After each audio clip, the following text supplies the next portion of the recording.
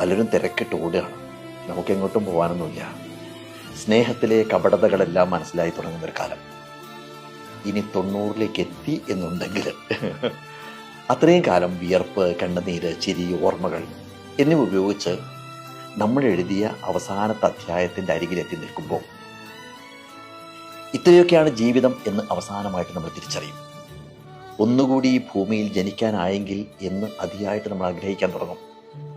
ഇങ്ങനെയൊന്നും ആയിരുന്നില്ല ജീവിക്കേണ്ടിയിരുന്നത് എന്നും വെറുതെ നമ്മൾ നഷ്ടപ്പെടുത്തിയ സമയമെല്ലാം ഒന്നുകൂടി തിരിച്ചു കിട്ടിയിരുന്നെങ്കിൽ കുറേ കൂടി ഉജ്ജ്വലമായിട്ട് ജീവിക്കാമായിരുന്നു എന്നും മനസ്സിങ്ങനെ ആവർത്തിച്ച് പറഞ്ഞുകൊണ്ടേയിരിക്കും. പക്ഷെ നടക്കില്ല. അതുകൊണ്ട് ഇപ്പോൾ ഇവിടെ ശ്വാസമുള്ളിടത്തോളം, ഊർജമുള്ളിടത്തോളം, ഹൃദയം മിടിക്കുന്നിടത്തോളം തീവ്രമായിട്ട് ജീവിക്കുക. ഓരോ കൂടിക്കാഴ്ചകളെയും സ്നേഹിക്കുക, ഉറക്കച്ചിരിക്കുക. ജീവിതത്തിലെ ചെറുതും വലുതുമായ അല്ലെങ്കിൽ ലളിതവും സങ്കീർണവുമായിട്ടുള്ള സന്തോഷങ്ങൾ ആസ്വദിക്കുക. ഒരു പൂന്തോട്ടത്തിലെ ചെടികളെ പരിപാലിക്കുന്നത് പോലെ പരമാവധി സൗഹൃദങ്ങൾ ഇങ്ങനെ വളർത്തിയെടുക്കുക. കാരണം അവസാനം അവശേഷിക്കുന്നത് ഉണ്ടാക്കിയ പണമോ നേട്ടങ്ങളോ സ്ഥാനങ്ങളോ ഒന്നുമല്ല.